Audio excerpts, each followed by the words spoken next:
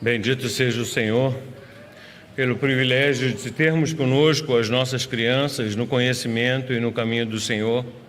Essa que é a igreja de hoje e não apenas a igreja do amanhã, que seja educada no caminho do Senhor, de forma que desse grupo saiam os futuros pastores, presbíteros, obreiros, missionários, aqueles que vão por todo o mundo continuar a tarefa da grande comissão de proclamar o Evangelho a gentes de todos os povos, raças, línguas, tribos e nações.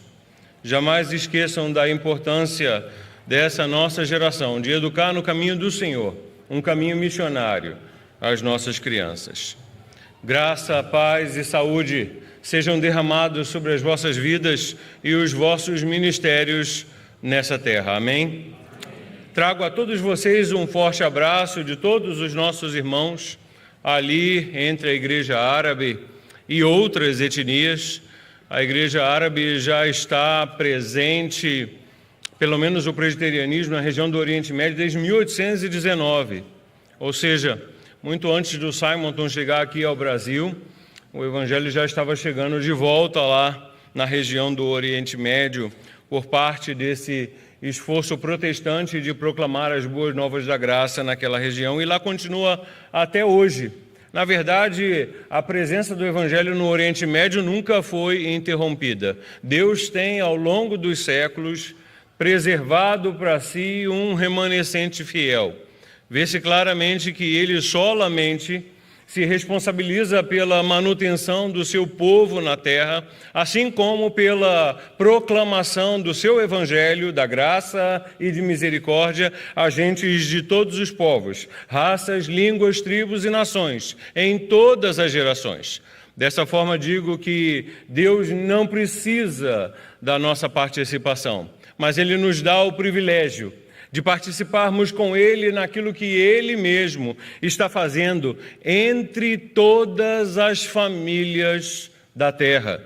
Bendito seja o Senhor por isso, por esse propósito santo que temos de viver e proclamar o Evangelho de Cristo Jesus em pensamentos, palavras e atitudes por todos os dias da nossa vida. Queridos, quero convidar os irmãos ao texto da nossa meditação, da nossa reflexão nessa manhã, segundo a primeira epístola do apóstolo Pedro, capítulo 2, vamos ler do verso 1 ao verso 10. Embora nos concentremos no verso 9 e o verso 10, como elementos essenciais à aplicação para a nossa edificação, como resposta ao tema da nossa reflexão, ou seja, a responsabilidade missionária da igreja. Nós leremos todo o conteúdo desse belíssimo capítulo 2 de 1 Pedro, onde Pedro, o fragmento de rocha, fala sobre a pedra, a rocha angular. Maravilhoso perceber de cara que essa passagem tenha caído justamente sob a pena de Pedro. Com iluminação do Espírito Santo, logo Pedro, justo Pedro, aquele que faz aquela declaração espetacular, em resposta ao que Jesus disse: quem vocês dizem que eu sou? E aí Pedro diz: tu és o Cristo, o Filho do Deus vivo. Ao que Jesus responde: bem-aventurado és tu, ó Pedro, porque não foi carne nem sangue quem te revelou, senão o Espírito Santo de Deus. Em verdade te digo que tu és Petrus, e sobre esta pedra edificarei a minha igreja, e as portas do inferno não prevalecerão contra ela. Petrus é o nome de Pedro em grego, e Petra é a verdade que Pedro disse que Jesus era o Cristo, o Filho do Deus vivo, ou seja, o fundamento da salvação. E aí Jesus responde: é verdade, eu sou o fundamento da salvação. Por isso você é bem-aventurado por ter chegado a essa conclusão. E aí, justamente a esse Pedro, coube pela inspiração do Espírito Santo, deixar para nós registrado, para nossa edificação e reflexão nessa manhã, esse belíssimo capítulo que fala sobre o assunto do fundamento da igreja. Vamos ler. Despojando-vos, portanto, de toda maldade e dolo, de hipocrisias e invejas e toda sorte de maledicências. Desejai ardentemente, como recém-nascidos, o genuíno leite espiritual, para que por ele vos seja dado o crescimento para a salvação, se é que já tendes a experiência de que o Senhor é bondoso. Chegando-vos para ele a pedra que vive, rejeitada sim pelos homens, mas para com Deus, eleita e preciosa. Também vós mesmos, como pedras que vivem, sois edificados casa espiritual, para serdes sacerdócio santo, a fim de oferecerdes a Deus, a fim de oferecerdes sacrifícios espirituais agradáveis a Deus, por intermédio de Jesus Cristo. Pois está na Escritura: eis que ponho em Sião uma pedra angular, eleita e preciosa, e quem nela crer não será de modo algum envergonhado. Para vós outros, portanto, os que credes, é preciosidade, mas para os descrentes, a pedra que os construtores rejeitaram, essa veio a ser a principal pedra angular, pedra de tropeço e rocha de ofensa. São estes os que tropeçam na palavra, sendo desobedientes para o que também foram postos. Vós, porém, sois raça eleita, sacerdócio real, nação santa, povo de propriedade exclusiva de Deus, a fim de proclamardes as virtudes daquele que vos chamou das trevas para a sua maravilhosa luz. Vós sim, que antes não ereis povo, mas agora sois povo de Deus, que não tinhais alcançado misericórdia, mas agora alcançastes misericórdia. Bendito seja o Senhor e bendita seja a palavra do Senhor, que por si só já fala aos nossos corações. Não é verdade? Poderíamos perfeitamente fechar as Sagradas Escrituras e ir para casa, pensar nas implicações e aplicações desse texto para a nossa vida, espiritualidade e missão no meio da nossa geração. Mais uma vez mais, curva a sua cabeça, feche os seus olhos e rogue ao Espírito Santo que ilumine a sua mente e o seu coração. Senhor, nós estamos diante do Senhor com o nosso coração quebrantado, sabedores que somos incapazes de por nós mesmos perceber as grandezas, as belezas e a magnitude da Tua palavra, tal como revelada nas Sagradas Escrituras. Sem o Senhor, nada somos. Sem o Senhor, ó Deus Espírito Santo, nada podemos fazer. Por isso, nós te pedimos que o Senhor mesmo, inspirador desta bendita palavra, venha os nossos corações iluminar, de tal forma que a Tua palavra caia no nosso coração como uma semente numa terra bem preparada, e que a semeadura da Tua palavra no nosso coração produza muito fruto, fruto de transformação que glorifique o Teu nome. Transforma, muda, corrige as disposições da nossa mente e espírito, para que na nossa maneira de pensar, de falar e agir, ó Senhor e Deus eterno, o Teu nome e o Teu nome apenas seja glorificado. Em nome de Jesus nós oramos e agradecemos. Amém. Queridos, Gostaria de poder transportar-lhes ao Oriente Médio, àquela região que é um misto de deserto e terreno rochoso, areia e rocha. E aí a ideia de construir sobre a rocha, proposta pelas Escrituras, proposta por Cristo no Evangelho, já começa a fazer muito sentido, né? Principalmente quando a casa ela é de rocha. Imagine a casa de rocha, construída com rocha pura, pedra maciça, construída sobre a rocha. É um edifício, é uma construção quase que inabalável. Hoje, adota-se tecnologias modernas e mundiais de construção. Em outras palavras, constrói-se no Oriente Médio com argamassa e concreto, tijolos e assim por diante, tal como nós construímos aqui no nosso lado do mundo. Mas, se você quer realmente impressionar a sociedade, se você quer realmente ser conhecido como aquela pessoa de um certo, digamos assim, status na sociedade, você vai chamar um mestre cortador de pedras. Um mestre cortador de pedras é aquele capaz de construir uma casa de pedra, que é uma construção muito interessante.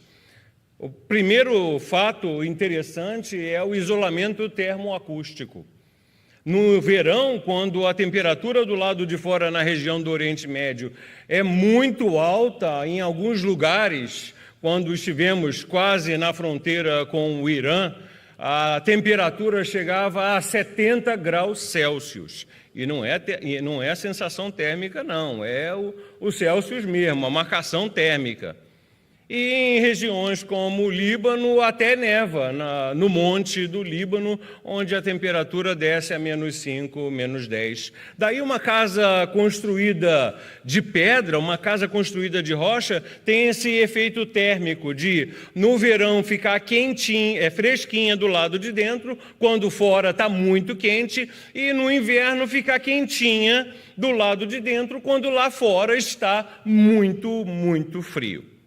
Então, uma pessoa com recursos financeiros convida um mestre cortador de pedras, grandes blocos de rocha são cortados das montanhas e aí entregues no terreno da construção. E aí o mestre cortador de pedras vai, de acordo com o entendimento dele, a experiência dele, a engenhosidade dele, cortando as pedras e construindo aquela edificação de tal forma que as pedras se encostem e se completem até mesmo sem o uso de cimento. Não precisa nem de cimento para juntar as pedras. Os arcos são construídos com o peso da própria gravidade, como nós vimos nas antigas construções, nos antigos templos e assim por diante. Uma construção como essa dura uma eternidade, em torno de 300 a 500 anos. Eu gosto da ideia de pensar em Jesus como um mestre cortador de pedras.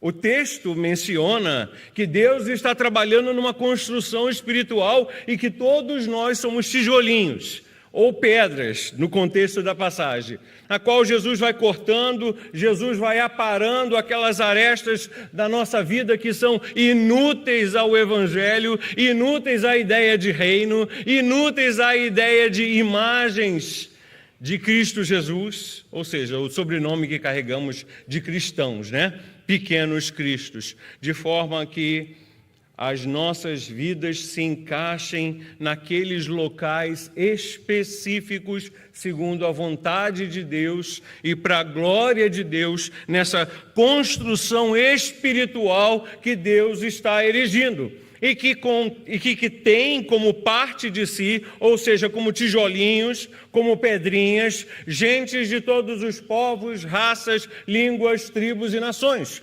Porque Deus é um Deus missionário. A revelação se trata de levar o Evangelho num contexto macro a todos os povos, num contexto micro a todas as famílias da terra. Louvado seja o Senhor pelo privilégio que nós temos de fazer isso. Louvado seja o Senhor pelo engajamento da primeira presbiteriana aqui de Recife nesse processo. Bendito seja o Senhor por essa oportunidade que Ele tem dado a nós e a vocês, irmãos, de participar nessa magnífica obra cujos reflexos se estendem por toda a eternidade. Eu costumo brincar e dizer que no céu a gente vai ter muita surpresa. Gente que a gente jurava que vai estar lá, não vai estar. E gente que a gente jamais imaginava que pudesse estar, lá estará. Porque Deus vê o coração, Ele não vê a aparência. Exatamente como Deus disse a Samuel: Samuel, pergunta a Jessé se não tem mais de nenhum filho, porque eu sou aquele que vê o coração. E Deus tinha na família de Jessé escolhido Davi. Assim como Deus escolheu para o fundamento e a pedra basilar, a pedra fundamental, a Cristo Jesus. Nessa obra magnífica que Deus está construindo, da qual todos nós somos partes. E se você prestar atenção, você vai perceber que Pedro está falando isso à igreja. Pedro está falando isso ao povo que segue com Cristo, ao povo que já é ou deveria ser amadurecido o suficiente para entender certas verdades espirituais, como a responsabilidade de proclamar como decorrentes da nossa salvação. Em outras palavras, deveria ser natural nas nossas vidas o viver Cristo de tal maneira que as pessoas se sentissem atraídas a Cristo pelo nosso testemunho. Um testemunho de fé incondicional e fundamentado numa única regra de fé e prática, as Sagradas Escrituras. Entretanto, não é isso que a gente vê o que acontece. A gente vê um mundo e uma igreja marcada por uma profunda crise de identidade e de responsabilidade. Uma igreja que não sabe quem é e não sabe para onde vai ou o que deve fazer, tende a confundir o culto com uma proposta de entretenimento. Como acontece hoje. O culto deixa cada vez de ser mais teocêntrico, cristocêntrico e se torna uma proposta de massageio do ego, com uma mensagem que não desafia, mas alegra o espírito no início de uma nova semana. Bendito seja o Senhor por essa palavra que Ele mandou para nós e que venha nos desafiar, que venha nos mover para fora da nossa zona de conforto e nos lembrar que a nossa residência final não é aqui nesta terra, que nós aqui estamos em missão, que a nossa vida aqui ela tem um propósito, que a nossa vida aqui ela tem um objetivo, que Deus mesmo desenhou e propôs para cada um de nós uma missão muito específica e tem colocado as pessoas que não o conhecem no nosso caminho propositalmente, para que elas vejam a grandeza, a beleza e a singularidade de Cristo nas nossas vidas, no nosso testemunho. Isso é ser igreja, uma igreja verdadeiramente comprometida com Cristo e com o Evangelho. Por isso, queridos irmãos, o texto, ele fala não apenas de assuntos espirituais, mas o texto passa pelo maior de todos os paradigmas, que é o paradigma da obediência. Se não, vejamos o verso 8. E pedra de tropeço e rocha de ofensa, são estes os que tropeçam na palavra, sendo o quê? Desobedientes para o que também foram postos. Diante dos desafios de Deus na palavra, diante do chamado de Deus para ser um povo proclamador no mundo, só nos resta uma alternativa: a obediência e a obediência incondicional. Essa é a responsabilidade missionária da igreja. Ser o povo de Deus desse mundo. Viver como o povo de Deus desse mundo. testemunhar o poder transformador de Deus a partir das nossas próprias vidas. E eu gostaria de propor para vocês pelo menos 3 aspectos de como essa responsabilidade missionária da igreja acontece. Primeiro, como resultante de uma identidade incontestável e perfeitamente projetada para a obra de proclamar o Evangelho da salvação. Se não, vejamos, olha o que diz o texto no verso 9, coroando tudo aquilo que foi dito. Pedro vai arrematar, ele vai fechar de uma maneira espetacular, estabelecendo a identidade do povo de Deus, estabelecendo a identidade da igreja, dizendo quem e como eu e você devemos ser e viver. E ele diz, vocês são uma raça eleita, vocês foram escolhidos para esse propósito. Ora, faz muito sentido quando Pedro diz isso dessa maneira. Porque, se não vejamos, escolha, eleição, atende a um determinado propósito. A eleição de alguém não é um fim em si para os benefícios do cargo. Não é verdade? Quando nós vamos às urnas eleger um deputado, senador, governador, prefeito, vereador e até mesmo presidente da República, nós sabemos que essa pessoa, no exercício do cargo, vai ter benesses e benefícios, não é verdade? Sabemos que o presidente da República vai voar num avião particular, vai ter o melhor cuidado médico possível, vai ter a melhor segurança possível, não é verdade? Todos nós sabemos disso quando vamos às urnas, mas esta não é a nossa motivação quando votamos. Quando votamos em alguém, quando nós escolhemos alguém, nós escolhemos essa pessoa pensando mais no benefício do cargo, pensando mais no exercício do que no benefício do cargo. Não é verdade? Nós estamos pensando naquilo que aquela pessoa vai fazer enquanto presidente da República, governador, senador, vereador e assim por diante.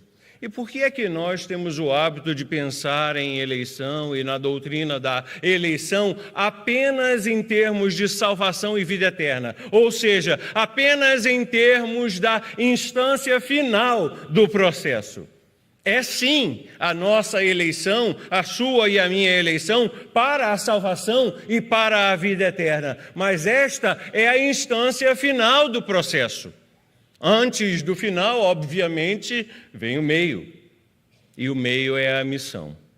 A missão de Deus, para mim e para você. Se ainda estamos aqui, é porque Deus tem uma missão para a minha vida e para a sua vida.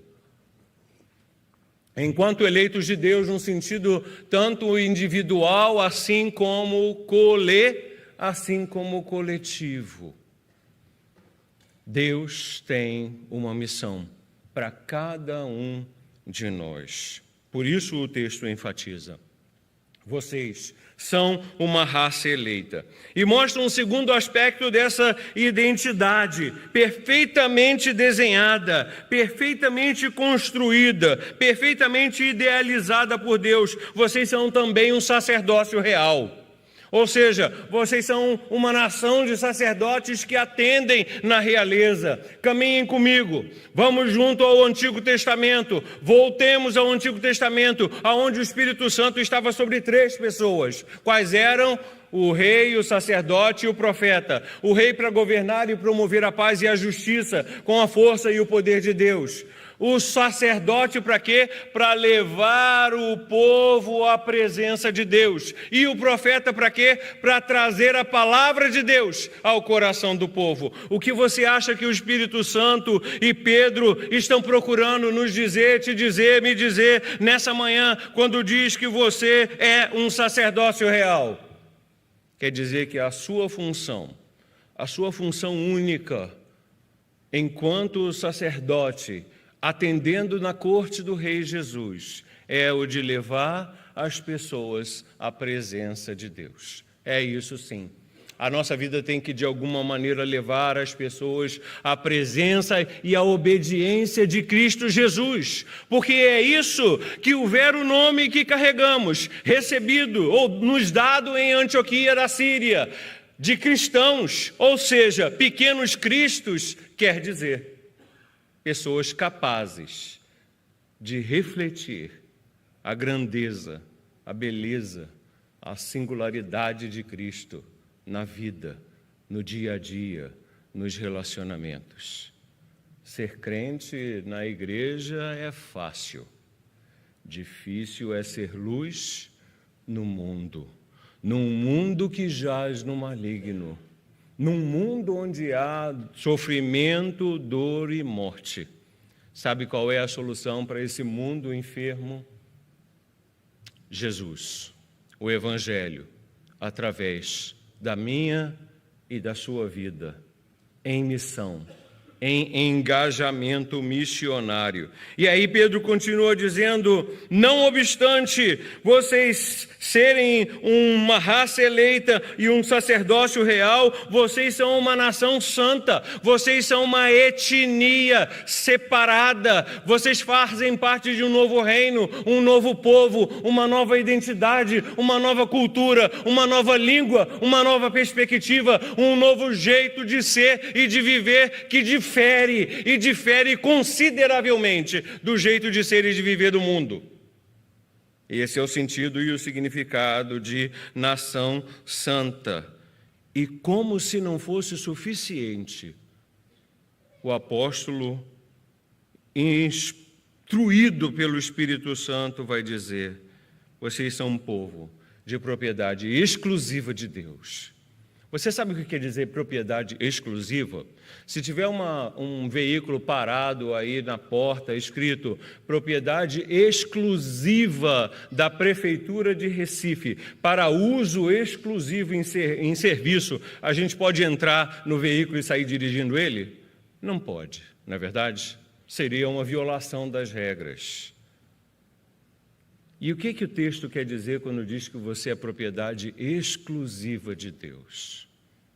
É que você só pode ser usado exclusivamente por Ele e para a glória dEle. Essa é a finalidade e a função da sua vida, da sua existência, da sua escolha, da sua separação, um propósito muito claro. Então, querido meu irmão, minha irmã, não permita-se perder tempo, não se permita deixar por outros ou outras coisas, senão única e exclusivamente para o maior e o melhor e o mais profundo de todos os objetivos, que é a glória de Deus.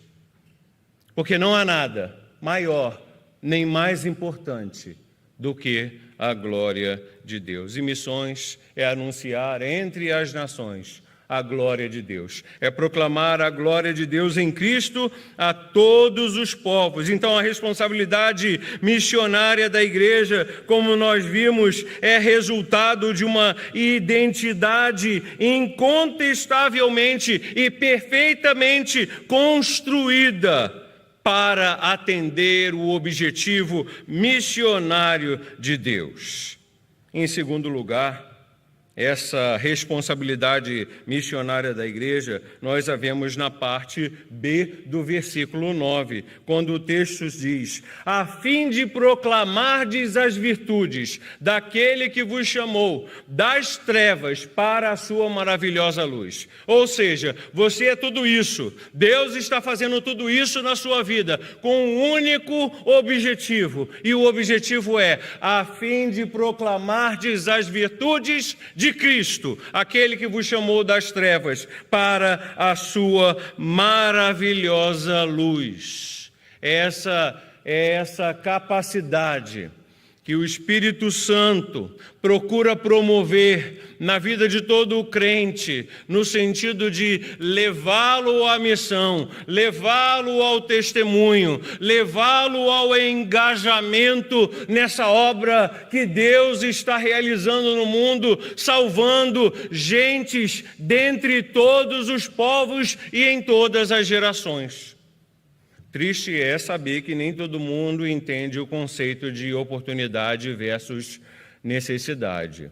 Necessidade, quem tem do Evangelho? Todos têm necessidade do Evangelho, Romanos 3:23, porque todos pecaram e destituídos foram da glória de Deus. Oportunidade de ouvir o Evangelho. Você há de concordar comigo que nós aqui, até mesmo pela quantidade de igrejas que temos nesse nosso Brasil varonil, temos muito mais oportunidades de ouvir o Evangelho do que pessoas que estão na região da janela 1040, na região conhecida como cinturão de resistência ao Evangelho, na região conhecida em que habitam os não alcançados pelo Evangelho e os menos alcançados pelo Evangelho, ou seja, aquela igreja tão fraca e que caminha com tantas dificuldades que mal consegue sobreviver. Se não for a misericórdia e a graça do Senhor, já teriam desaparecido.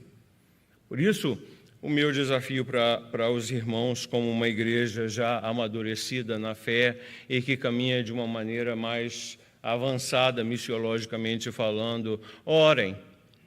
O maior recurso da obra missionária são as intercessões dos santos. Orem, clamem ao Senhor da seara, que levante trabalhadores para a seara e envie esses trabalhadores à sua seara.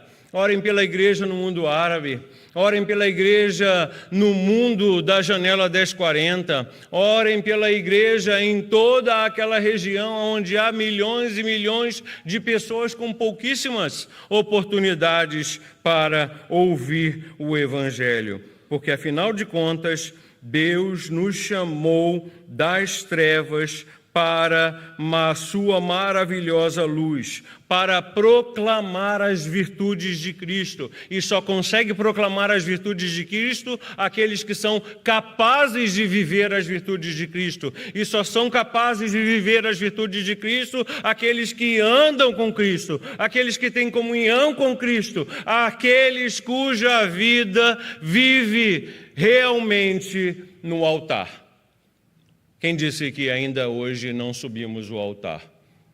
Nós subimos o altar para sacrificar ao Senhor o nosso eu, o nosso ego, a nossa vontade, os nossos sonhos, os nossos desejos, os nossos planos, os desejos do nosso coração, para que fique claro, tanto para o mundo físico quanto para o mundo espiritual, que para nós não há nada nem ninguém mais importante do que Cristo na nossa vida.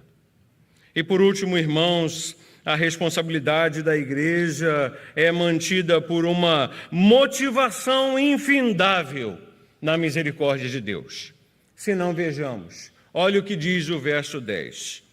Vós sim, que antes não erais povo, mas agora sois povo de Deus, que não tinhas alcançado misericórdia, mas agora alcançastes misericórdia. Em outras palavras, lembre-se que tudo isso deve gerar no seu coração um profundo sentimento de gratidão, um sentimento de gratidão tal que te mova, que seja capaz de abrir mão, que te faça capaz de abrir mão dos seus sonhos, dos seus planos, dos desejos do teu coração para fazer e cumprir na sua vida os desejos e sonhos e planos do coração de Deus em Cristo Jesus. Essa é a abertura que deve haver na nossa vida e no nosso coração, como decorrente de uma fé saudável e amadurecida. Exatamente como diz o apóstolo Pedro no início dessa nossa leitura. E vocês viram que coisa interessante está acontecendo aqui? O apóstolo amarra tudo isso no conceito da misericórdia de Deus. Não foi na ideia de graça, mas na ideia de misericórdia. Perceberam? E vocês sabem qual é a diferença entre graça e misericórdia? Graça é quando Deus nos dá aquilo que nós não merecemos, aquilo que nenhum de nós, aquilo que você não merece, a salvação e a vida eterna, por exemplo. Porque num mundo onde há 8 bilhões de pessoas e agora a Índia é o país mais populoso do mundo, Deus podia ter escolhido qualquer outra pessoa no mundo e colocado no seu e no meu lugar. E qualquer outra pessoa, talvez fosse um cristão, um crente mais fiel, mais obediente, mais entregue, mais dedicado, mais responsável do que eu e você temos sido. Mas aprove ao Senhor nos escolher segundo a vontade dEle e para a glória dEle. Isso, queridos, não é qualquer coisa. Então, a família, os bens e tudo o que a gente tem são obras da graça de Deus. Ao passo que a misericórdia é o oposto da graça. Se a graça é quando Deus nos dá aquilo que nós... Se a graça é quando Deus nos dá aquilo que nós não merecemos, misericórdia é quando Deus não nos dá aquilo que nós merecemos. E sabe o que você e eu merecemos? A morte e o inferno, justamente pelos nossos pecados. Misericórdia é quando Deus não nos dá o castigo que nós merecemos pelos nossos pecados. E quantas vezes a gente torna a misericórdia de Deus banal pela continuidade do pecado na vida do crente. Pecado na vida dos outros, daqueles que não têm a Cristo, é uma coisa. Pecado na vida do crente é uma outra coisa completamente diferente, porque o pecado na nossa vida é virtualmente evitável. Nós podemos escolher pecar ou não pecar, entristecer ou não entristecer o coração de Deus, porque se não pudéssemos, Deus estaria nos dando uma carga maior, uma tentação maior do que nós podíamos aguentar. E Deus não dá. Deus a ninguém tenta, e quando nós somos tentados, Ele não permite que sobrevenha sobre nós uma tentação maior do que as nossas capacidades. Por isso digo que o pecado é evitável na vida do crente. Então, quando o crente peca de sem vergonhice mesmo. Ele peca porque quer. Peca porque banaliza a misericórdia de Deus, que não deveria ser banalizada, mas deveria criar no nosso coração um profundo sentimento de gratidão, um sentimento de gratidão tal que fosse capaz de nos arrastar da melhor situação possível para a pior situação possível, por amor a Cristo e pela pregação do Evangelho. Porque é isso que se trata em missões, da nossa capacidade de deixar na nossa casa o conforto do nosso idioma, da nossa cultura, da nossa comida e de tudo que gosta e faz a gente se sentir bem.